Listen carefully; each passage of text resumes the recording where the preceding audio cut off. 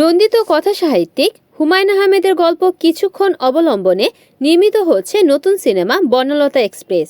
এই সিনেমায় অভিনয় করছেন দেশের প্রথম সারির একঝাঁক অভিনয় শিল্পী। শনিবার 13ই ডিসেম্বর সন্ধ্যায় ঢাকার রাশিয়ান কালচারাল সেন্টারে আয়োজন করা সিনেমার অভিনয় শিল্পী ও সংশ্লিষ্টদের নিয়ে জমকালো অনুষ্ঠানের স্টেজ সাজানো হয় ট্রেনের আদলে। সেই মঞ্চেই প্রকাশ করা হয় এই সিনেমার চূড়ান্ত অভিনয় শিল্পীদের নাম। পাশাপাশি সিনেমাটির ভাবনা ও নির্মাণ প্রক্রিয়া নিয়ে আলোচনা করেন সিনেমা সংশ্লিষ্টরা। বনলতা এক্সপ্রেসের পরিচালক তানিম নূর। উৎসব সিনেমার পর এটি তার দ্বিতীয় সিনেমা। প্রথম সিনেমার মতোই একঝাঁক তারকা নিয়ে দ্বিতীয় সিনেমায় হাজির হবেন নির্মাতা। এই সিনেমায় চূড়ান্ত অভিনয় শিল্পীরা হলেন মোশাররফ করিম, চঞ্চল চৌধুরী, জাকিয়া বারী মম, আজমেরি হক বাঁধন, শরীফুল রাজ, সাবিলা নূর, ইন্তেখাব দিনার, শ্যামল মাওলা ও নতুন মুখের একঝাঁক শিল্পী।